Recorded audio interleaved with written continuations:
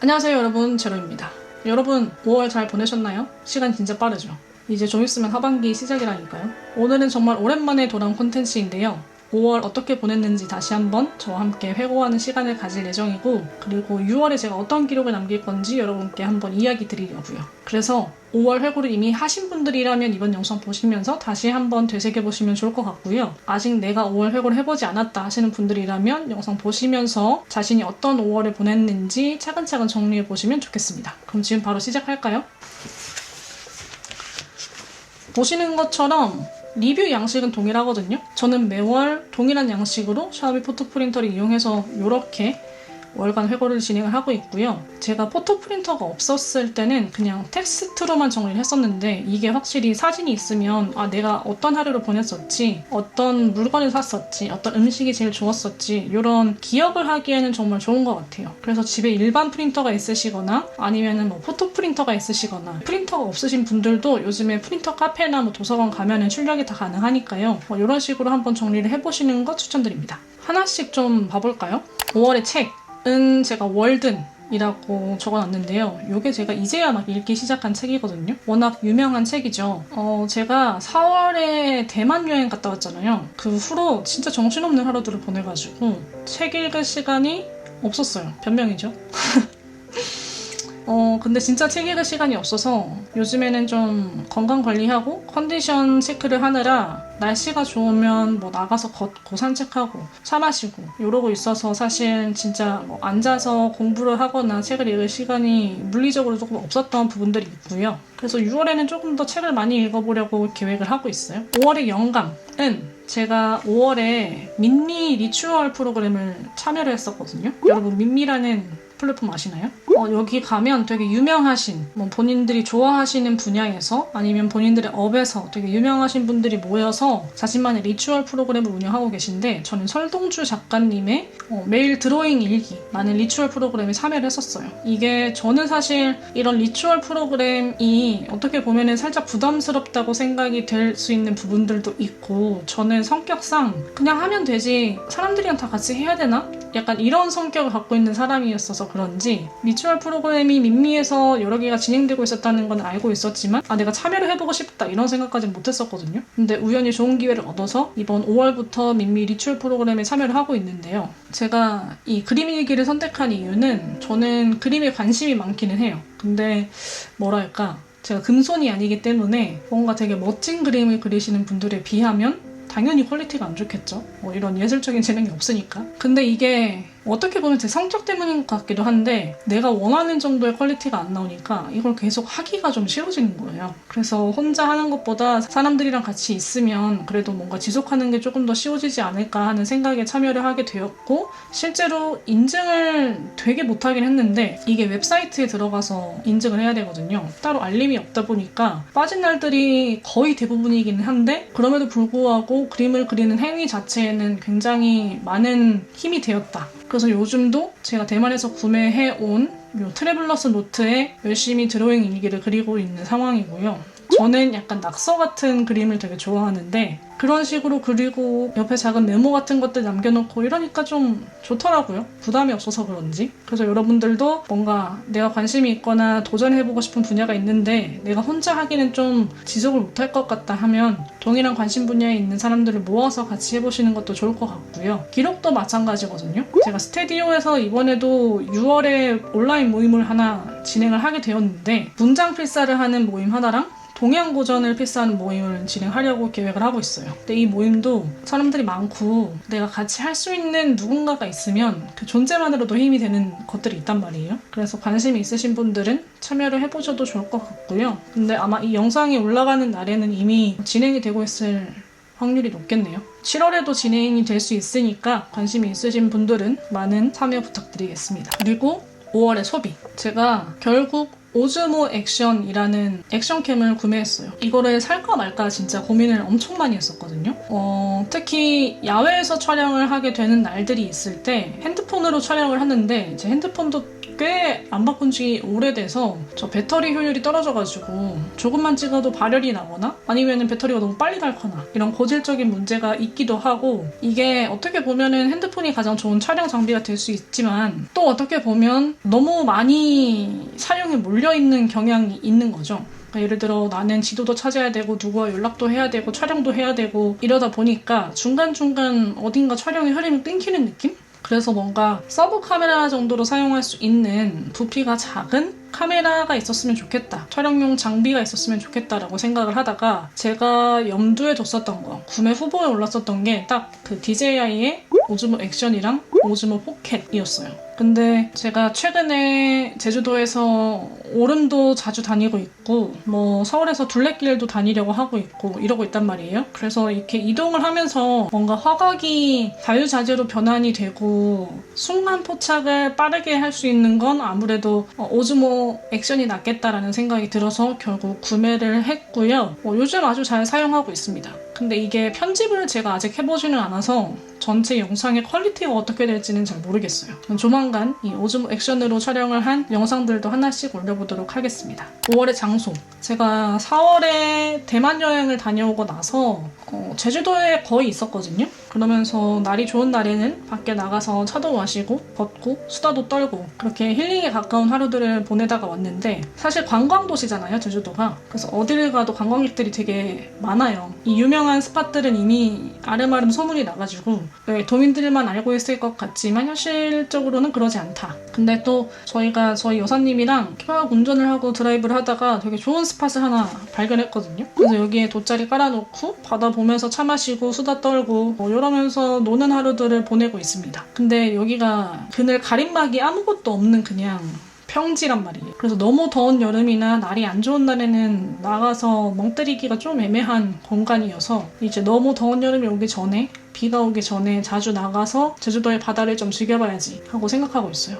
5월의 음악은 바로 이 노래인데요. 제가 이거를 인스타그램인가 어디선가 우연히 듣고 너무 좋더라고요. 제가 봤었던 건 뉴진스의 한이님이 부르셨던 짧은 클립이었는데 목소리도 되게 매력적이고 리듬이나 멜로디가 너무 좋아서 최근에 정말 자주 듣고 있는 곡입니다. 5월의 영화. 드디어 제가 파묘를 봤어요, 여러분. 제가 파묘 보기 전에 장재현 감독님의 전작인 사바하도 봤거든요. 근데 저는 개인적으로는 파묘보다는 사바하가 좀 더 재밌다는 생각이 들었고요. 물론 배우들이 워낙 연기력이 탄탄한 분들이 다 출연을 하셔서 연기력은 손색이 없었는데 이게 약간 재밌어질 법한 시기에 갑자기 영화가 끝난 느낌? 용두사미가 돼버린 느낌? 이런 느낌이 들어서 저는 개인적으로는 좀 아쉬웠어요. 그리고 이게 어쨌든 오컬트 영화잖아요. 근데 제가 귀신 나오는 걸 되게 싫어하거든요. 깜짝깜짝 놀래키고 이런 거를 싫어하는데, 파묘는 뭐 중간중간에 무서운 장면들이 나오기는 하지만 이렇게 대놓고 관객을 놀래키겠다, 약간 이렇게 짜여진 장면들이 없어서 그런지 보면서 공포감은 있음에도 불구하고 뭔가 약간 기분 나쁜 공포감은 없어서 저는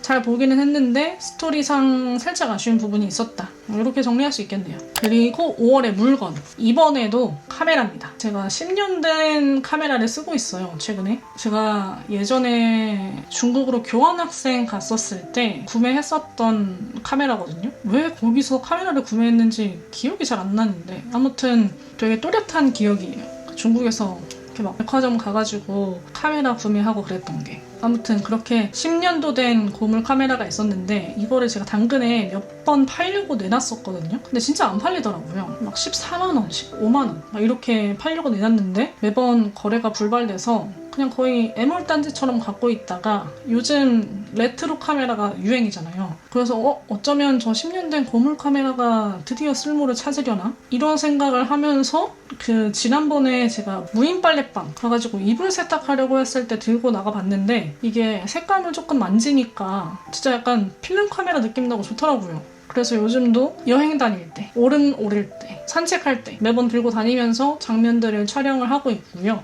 확실히 여행 다닐 때 제가 미러리스, DSLR 뭐 이런 카메라들 다 챙겨 가봤는데 여러분 여행 다닐 땐 있잖아요.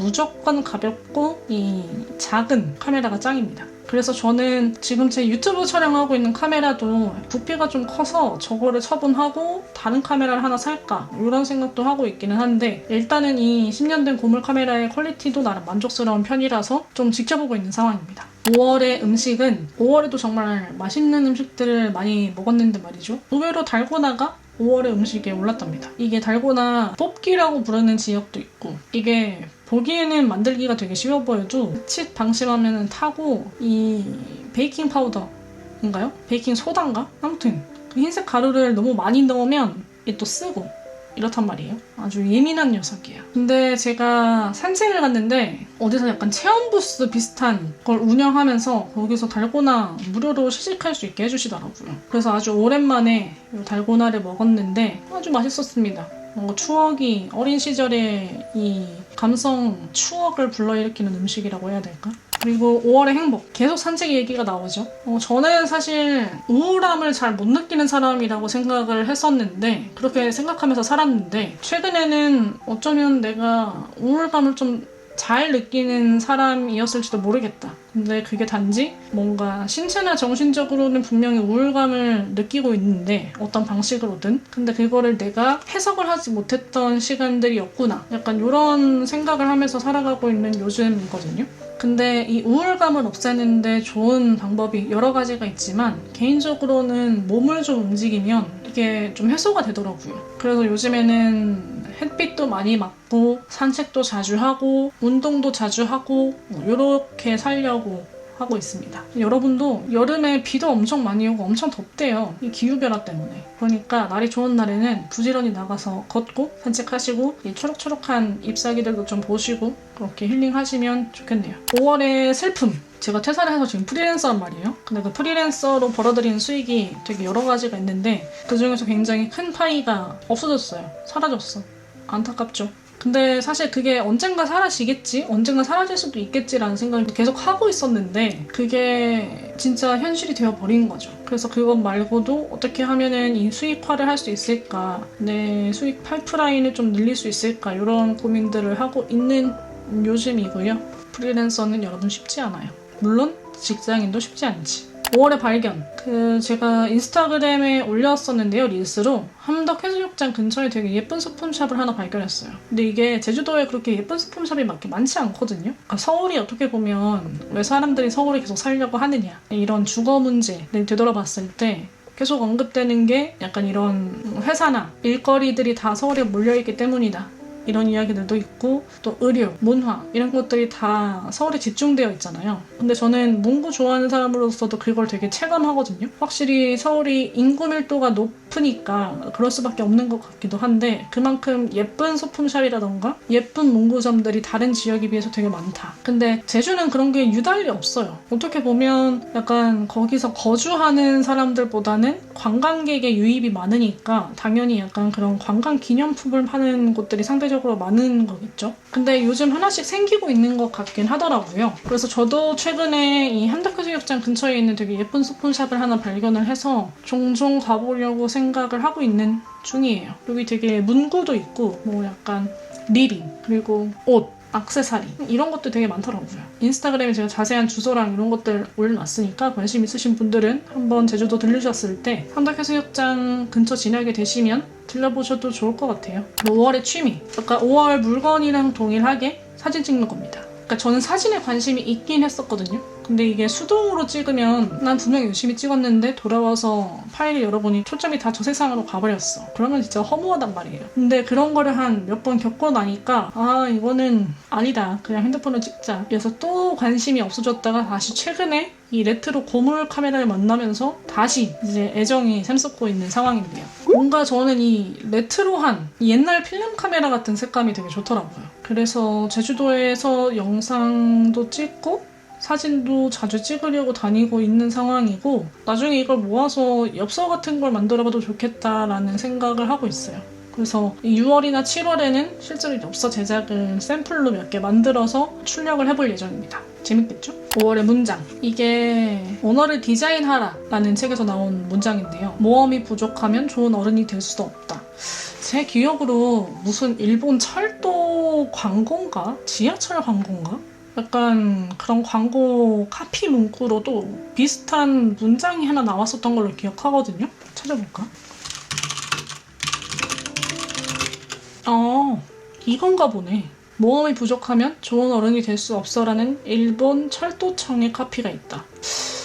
아직 기억력이 괜찮네요. 아무튼 이 문장을 5월의 문장으로 선택했답니다. 이런저런 모험을 실제로 제가 하고 있기도 하고 저는 모르겠어요. 제가 아직 살아갈 날들이 살아온 날들보다 많으니까 뭐가 이게 맞다, 이게 틀리다 이렇게 단정 지을 수는 없지만 뭐 저의 소소한 목표이자 바람이 있다면 누군가가 저에게 이걸 해볼까라고 물어봤을 때 그거 내가 해봤는데 안 되더라.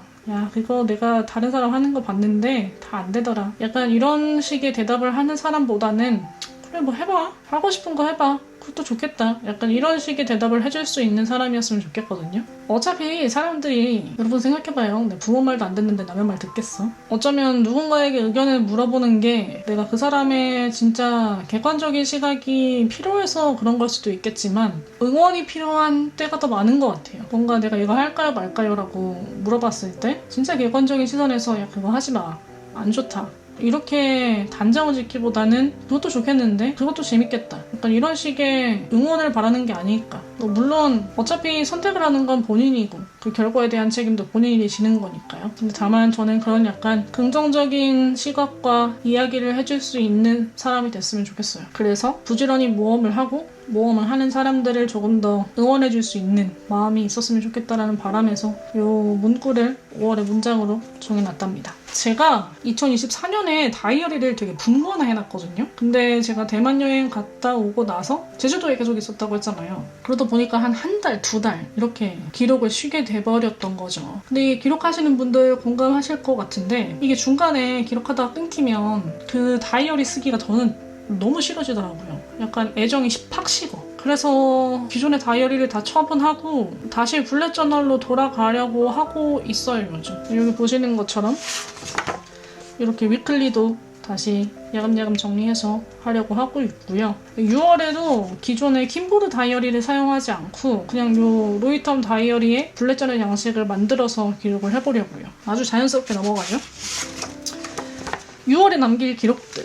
6월에는 어떤 기록들을 남길 거냐. 물론 블랙저널 다이어리는 당연히 남길 거고요. 이렇게 5가지 카테고리로 나눌 수 있을 것 같아서 우선은 이렇게 정리를 해놨는데 모닝 페이지를 기록해봐야지 했는데 지속된 게 한 2주? 2주 이상 지속돼 본 경험이 없거든요. 근데 확실히 모닝 페이지는 약간 제 경험으로는 뭔가 모든 일이 술술 풀릴 때보다는 이 하루나 내가 지금 살아가고 있는 이 날들에 대한 불안도가 상대적으로 높아졌을 때 쓰면 도움이 좀 되는 것 같긴 하더라고요. 그래서 최근에 제가 막 엄청 불안감을 느끼거나 그런 건 아닌데 그냥 좀 내 감정을 되돌아보면 좋겠다라는 생각이 들어서 모닝 페이지를 다시 한번 기록을 해보려고 하고 있고요. 일기장도 마찬가지로 매일매일 하나씩 정리를 해보면 되게 좋을 것 같아요. 아침에는 모닝 페이지를 쓰고 저녁에는 일기장을 쓰고 잠을 자는 거지. 앞서 말했었던 그 트래블러스 노트에 그림 그리는 거 5월 민미 참여하면서부터 시작했었던 건데 이것도 계속 하려고 하고 있고 또 6월에도 민미를 듣습니다. 6월에는 클래식 디깅 노트라는 걸 기록할 거고요.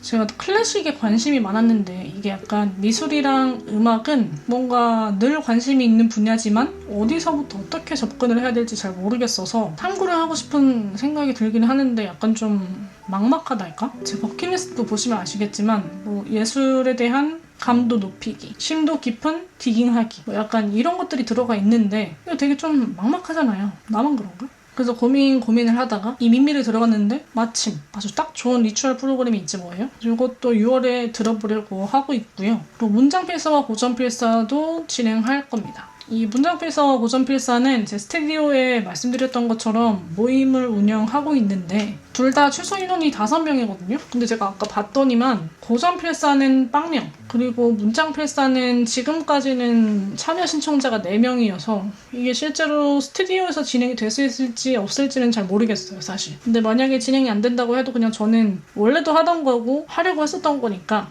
그냥 혼자라도 차곡차곡 기록을 쌓을 예정입니다. 그림이랑 텍스트 같이 쓰니까 좀 귀엽지 않아요? 이런 느낌 아주 좋더라고. 그리고 이게 그냥 이렇게 줄글로 있는 것보다 뭔가 내가 했다 안 했다 이거를 표시할 수 있으면 이 표시를 남기고 싶어서라도 뭘 하게 되거든요. 그래서 이 우측편에는 이렇게 원스 챌린지 4가지의 표를 그려뒀고요. 여기에는 원래는 제가 그 지그닷 펜이라는 거